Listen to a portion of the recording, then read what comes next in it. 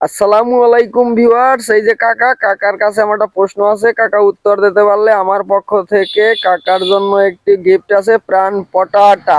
আসসালামু আলাইকুম। ওয়ালাইকুম আসসালাম। কাকা আপনার নাম? গফুর মিয়া। গফুর মিয়া। আপনার বয়স কত? 80। 80। আপনার ছেলে মেয়ে আছে? 4 জন। 4 জন।